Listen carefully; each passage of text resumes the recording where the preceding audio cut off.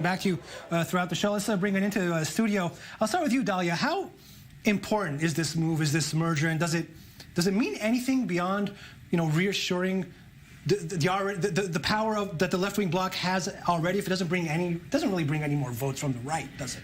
First of all, I would say for every single poll that predicts mandates, don't listen to them until the 2nd of August. Until the 2nd of August, until we know who the parties are. Right. We can't really predict any of these things. So that's the first answer to your question. But Israelis seem to have developed a bit of a math problem over the last cycle. They think, okay, we have X number of voters, and we will distribute, we will offer them 4, 5, 6, 7, 8, 9, 10 parties. Right. And they just can't all reach 3.25%. So on the center and left, on the left, let's say left of blue and white, in the previous elections, we have about 8% of the voters. That's it. They just can't sustain 3 different parties and the Arab parties, which is 5 parties, and somebody would collapse. 1, maybe 2 parties, just like we saw on the right. They also had too many parties in the previous elections.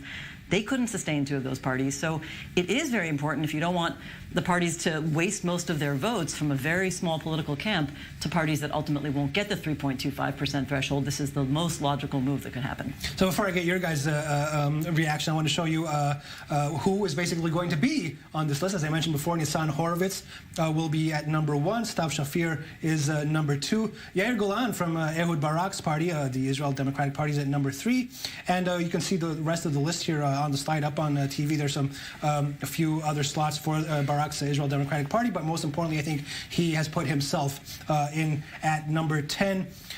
Jeremy, who's the biggest winner here? Is it Meretz? Is it Horowitz? I mean, he gets to lead pretty much an all-star team just a few months after he became his comeback to politics. I'm just getting it. We'll probably be going to the press conference pretty soon because Ehud Barak just entered the room. But please go ahead. I think this is an amazing win for Meretz. This is the new left. Okay, the rebranding of Meretz in a way where they've gone completely to the right from where they were in the April election. Horowitz is to the right of Tamar Zandberg on so many issues. Here he's taken a former prime minister, Ehud Barak, the guy who used to say that he was closer to the Mafdal, to the National Religious Party, than to Meretz on his list. You have a former IDF, deputy IDF chief of staff on this list. You have Stav Shafir, the person who just ran in the election for the Labor leadership. A few months ago, she ran to lead the party, the Labor Party. I saw an ad for Labor for her yesterday on my Twitter feed. So this is a grand win for Meretz. I didn't think they were going to pass the threshold. Right. Now they will. Adi, what's your take on that? Oh, okay, wait. Before you go, we have to go to Tel Aviv and let that press conference start. Let's have a listen.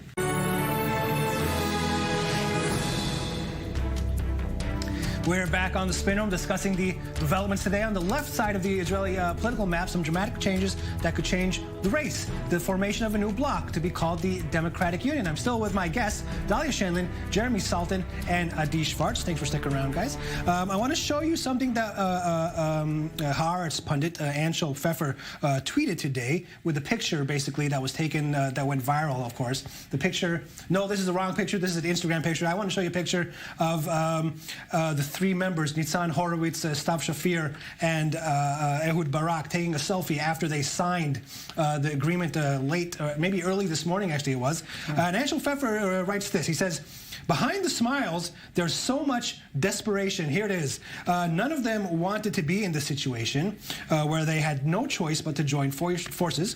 For Meretz, it's survival. For Barak, a final hurrah.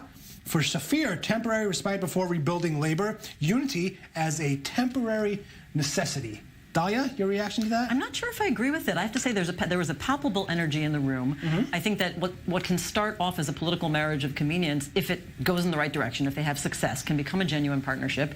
And of course, a necessity is the mother of all inventions, and inventions sometimes lead to innovation. And so I'm not totally sure that this is all what as it's described. Also, Ehud Barak, his last hurrah. I mean, actually, he's made a comeback with this, right? And in a rather gallant way. I have to say, I'm a little bit impressed that he placed himself at number 10 after everybody assumed that if he came back, it would have to be as number 1 because it's all about his ego. I guess not quite. I mean, he is giving this over to a new guard, which is kind of an impressive statement in Israeli politics. We don't see that too often. Some argue that maybe this is part of some kind of master plan that Ehud Barak has for later on. As a political consultant, yes, please do not overestimate the idea that politicians have a master plan.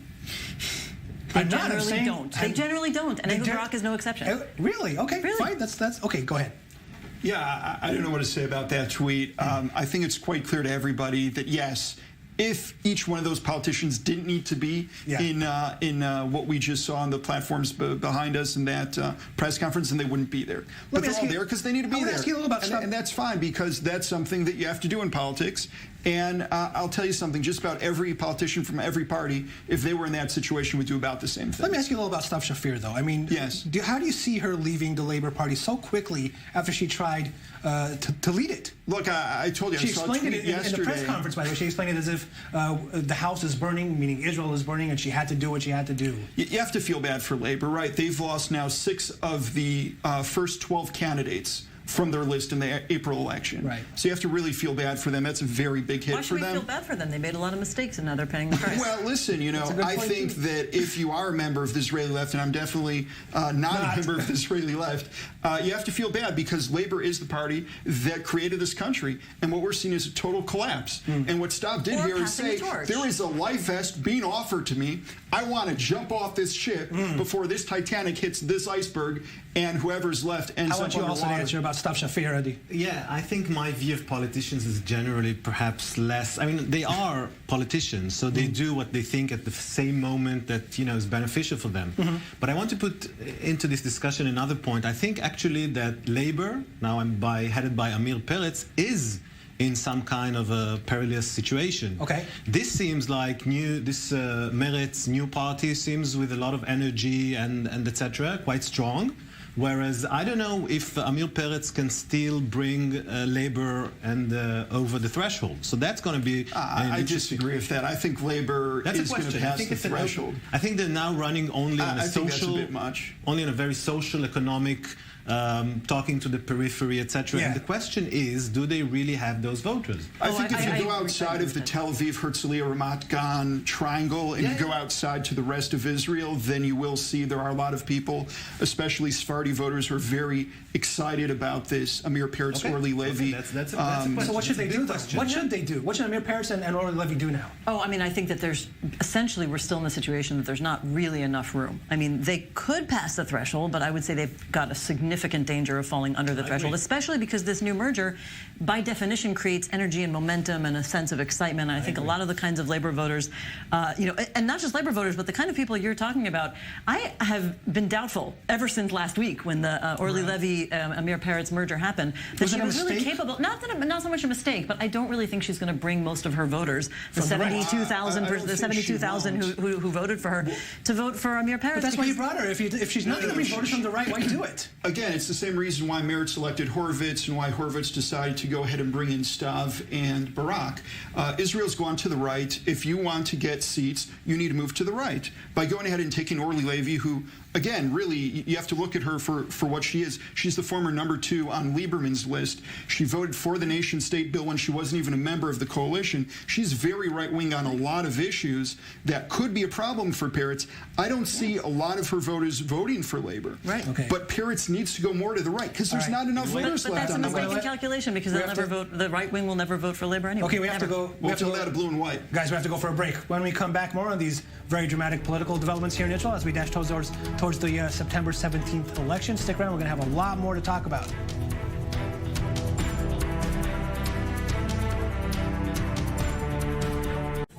Okay, if you're joining us now, you just watched the press conference in Tel Aviv of the new left-wing bloc called the Democratic Union, with their leaders, their new leaders, Nitzan Horowitz. They're raising their hands. Nitzan Horowitz, Stav Shafir, and former Prime Minister Ehud Barak. Very smiley, very optimistic press conference. Adi, you know, I didn't let you speak before we had the press conference. I want to hear your take on all of this. What did you think of it? Well, I'm sorry to ruin the party, but I think it's not such a big event. Just 20 years ago, Ehud Barak won, I think, 60% of the Israeli vote and was prime minister. He won Benjamin Netanyahu, and now he's joining a party of perhaps 5 or 6% of the population. So I think it's quite tragic, actually, and it shows the problem of the Israeli left. From 60%, who went on to join a party. I can see that Jeremy agrees with that. I don't think there is an Israeli left after this. I'm also not sure after what the that, you don't think there's an Israeli left? Why not? What's the contrast between that and the new Labor Gesher party? I saw no difference in any rhetoric, in any That's all the reason for them to join that union, So maybe they will join together, because I don't see anything that's left there of the Israeli left. Dahlia, I mean, first of all, just some of the things they said, Stav Shafir, Horowitz saying the left is now an attractive actor, that they're going to cancel the nation-state law. Stav Shafir saying hope has trumped ego. What's your take? If you ask any right-winger in this country, they will tell you there's an Israeli left after hearing that press conference, because they've staked out a pretty clear position on what they stand for, and it is antithetical to what Netanyahu stands for. I will also give a few numbers just to clarify some things. In 1999, we had direct elections for prime minister. He had 60% of the vote, not from left-wingers, who were only about 30% of the population then, but from a lot of other people, because we only had 2 candidates by that time. And now there are 20% of Israelis who are left-wing, and they're looking for a home. We have to go for a break. When we come back, more on the very dramatic political developments here in Israel as we dash towards those September 17th elections. Stick around.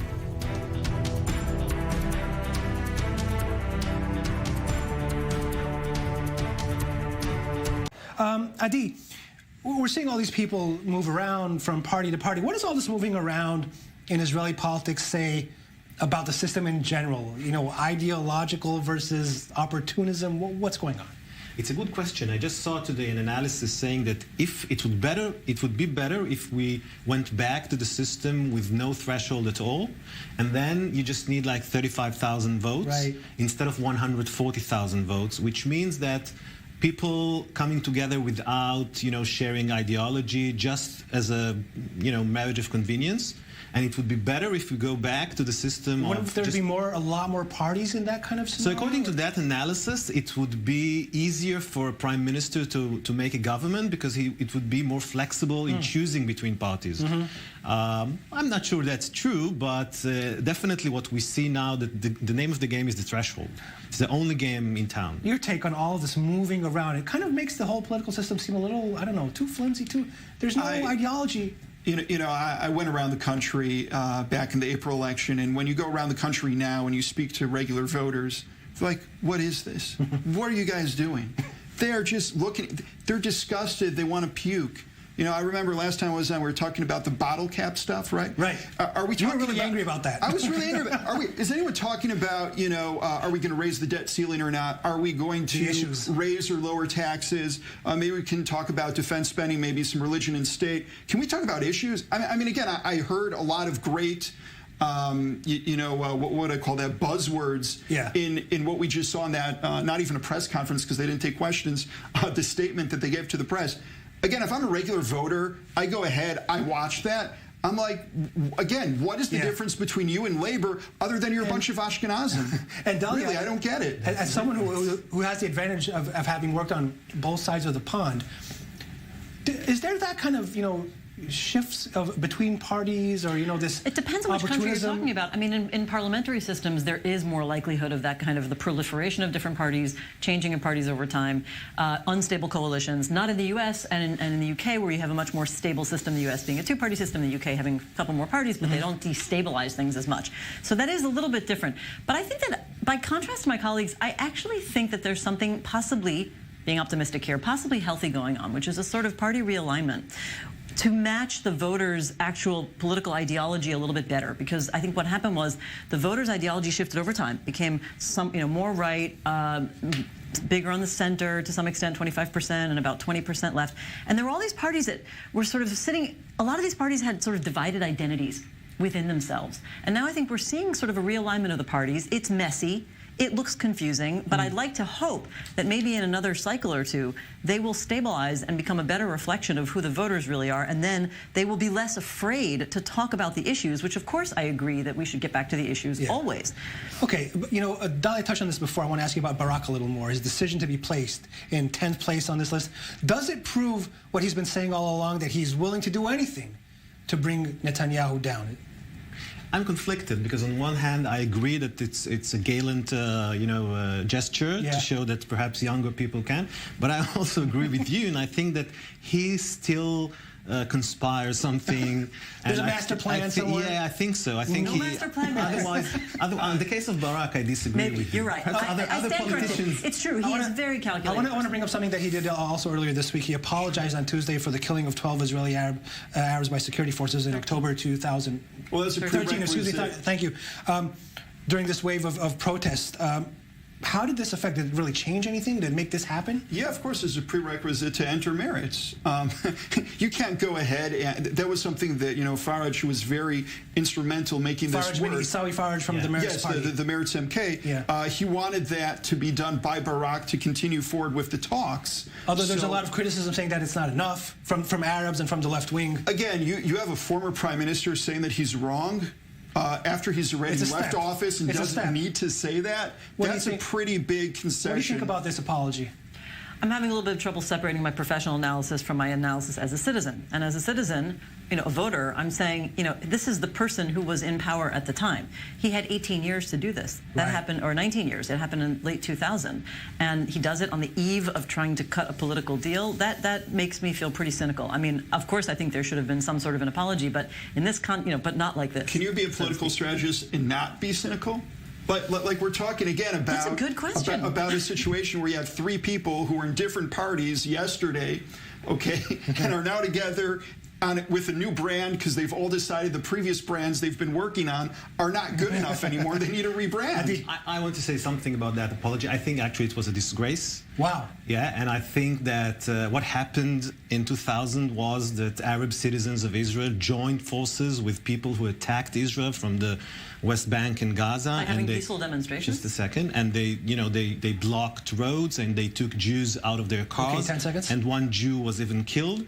I'm waiting for them to apologize for what happened there. You want to quickly respond to that? I don't see how you justify the killing of unarmed citizens exercising their democratic right to protest. And so that's a turning point that ruined relations. Is not a legitimate way. I think if you were to poll we're going to go for a break. When we come back, more on the very dramatic political developments here in Israel. Stick around. Don't go anywhere.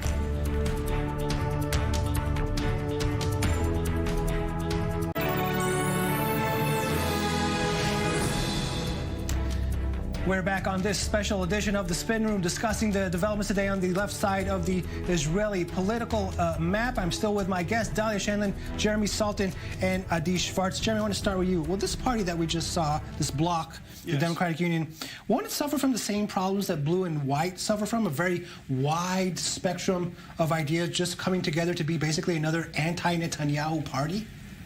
Again, I said before, and there was no real difference between this new Democratic Union, new left, whatever it is, and the Labour Party. You can throw that in with blue and white. All everybody is trying to do is, again, move further to the right on the spectrum.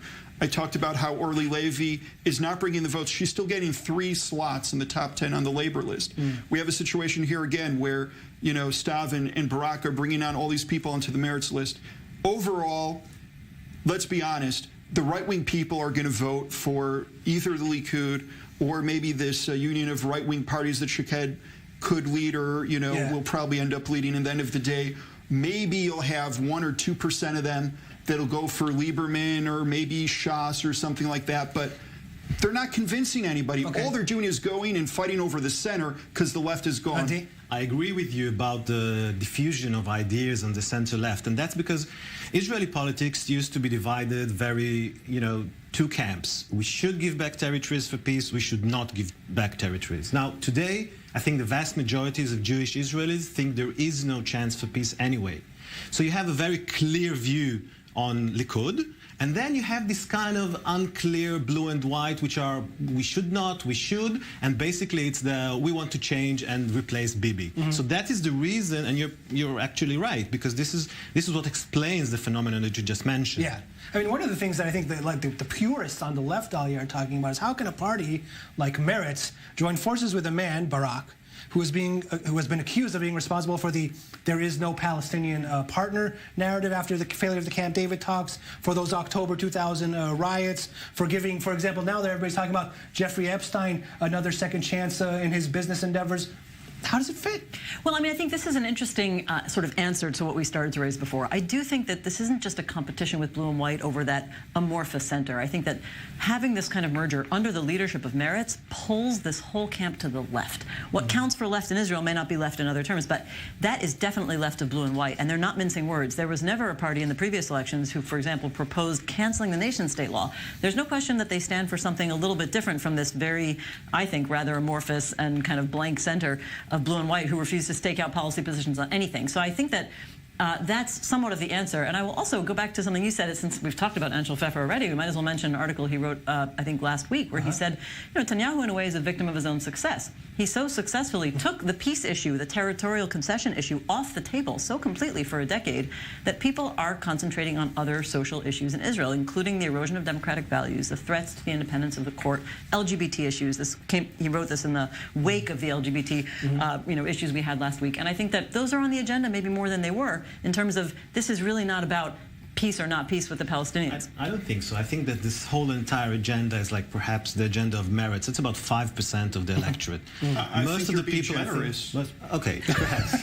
Most of the people still That's a low know, blow. Most of the people still know they live in the Middle East, and the question is, what's going to be in the Gulf with Iran? What's going to be with the deal of the century? What's going to be with the West Bank and Gaza? These are still people. Just yesterday we heard people in Sderot. Again, the Negev is on fire. Yeah. And with all due respect to other issues, which are extremely important, I'm not saying not important, but they're still in the second place. There's some talk about the former foreign minister, Tzipi Livni, making a comeback. But meanwhile, until she does, she apparently got a lot of phone calls. She posted this photo here on Instagram. If you can see it, she's at the dentist saying, "I am sorry, I cannot answer all your phone calls."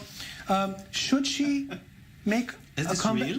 This is a real photo on her Instagram feed. This is a real feed. I don't know. You can't believe that? I mean, why do you think that's... That just goes back to your question. It all seems like a parody or like a comic show. It's like... It's not serious. She's not being serious. The bottle cap thing that was going around? You connect that to the bottle cap. Of course I'm connecting it to the bottle cap. Dahlia, is there some kind of... They're right. Maybe she's not being serious enough, or there's too much humor in Israeli politics? I don't know. I don't know. I think people use humor when they're concerned about voter apathy and voters being cynical, which with good reason. I mean, humor does have a way of bringing people, refocusing people when they're feeling cynical. But to your question about whether Tzipi Livni should come back to politics, I mean, that's a very big question. She was really roundly disliked, after she jumped parties, which is kind of tragic now, because here we are talking about how everybody's jumping parties, and she's the one who sort of took all the heat for it. As much as she was ahead of her time, as much as she was disliked, she's still she has much higher ratings on the left and the center, and so she could be an asset to the party. It's hard to say. Let's talk really quickly about the right. Less than a week after Ayelet Shaked, the former justice minister, takes over the new right party, they still can't figure out who's going to lead this bigger union on that side of the map. Who's the stumbling block there, Jeremy? Well, I think pretty much everyone agrees at this point that Shaked is going to lead the list. If there's anyone who hasn't realized that yet, then they should check back with their party headquarters. Or if they have pulse. Or probably. Look, I think everyone understands that the game of politics is get as many mandates as you can. And I think every one of the leaders within the right-wing bloc realizes that Shaked at the head will bring the most mandates. Yeah. So I think really what the fight here is now is this party going to, what is the get prime this minister slot? want? Is what this does the prime minister want? that slot? I must say something about Ayelet Shaked. I don't think that she thinks like this, but I think she has a real dilemma. And she wants, at the end of the day, she wants to be prime minister. So she has to be more to the center, to be very respectable, etc. By joining forces with Itamar Ben-Gvir and all these very, the right-wing Kahanisters. Exactly. I think that she might win for the short term, but at the end of the day, I don't know how it will reflect on, the wider public. Because she aims to be at the center. That's why she says she also wants to bring Zehut into it, who has more of a liberal Zehut themselves base. Are a little bit, schizophrenic. They're part of the right-wing camp, and they're more on the liberal side. Yeah. Certainly, if you're going to, compare them to Otzma, but I think also if you're going to compare them to Smotrich, to Peretz. She wants to be a lot of name dropping there. I'm not sure if anybody gets it. Yeah, Dahlia. Yeah. I mean, let me ask you this. It seems like in general, the left wing is going through a bigger change than the right is, mainly because of the entrance of Barak into this race. Would you agree with that? I think it's momentary. I think we're going to see, we saw interesting things happening on the right. A few days ago, we have a short attention span in Israel. We're going to see more interesting things happening over the next couple of days. This is a brief moment when something's actually happening on the left. And so far, I think that's the biggest innovation here, is that the country is suddenly talking about left-wing parties when pretty much their biggest challenge in the last few election cycles has been just getting attention. So that was a good move, basically, right? I mean, in terms of getting TV time, if you want to translate TV time, so for sure that's going to get them. I don't think TV time is going to help put any additional slips in the ballot box. But yeah, Barak is a person who everyone loves to have him on TV. He interviews well. That will give them more time. I don't think Horvitz is going to get any additional interviews. Stav might. I'm sure Itzik Shmuley is, pounding his head against some wall somewhere right now. Yeah, he's another guy that's going to have to decide pretty soon. Dilemma. He just said he's going to decide in the next few days what he's going to do. Days? I bet you in the next few hours. Really? We're going to hear about it tonight. Okay, guys, that is all the time we have. I want to thank my guests here, Dahlia Scheindlin, Jeremy Saltan, and Schwartz. Thank you very much. That's it. I hope you enjoyed watching. Thanks for taking a ride with us on the Spin Room. Join us next week on Monday, 3 p.m. New York, 10 p.m. in Tel Aviv. And come say goodbye. It will be the last Spin Room show and my last appearance here on I-24 News.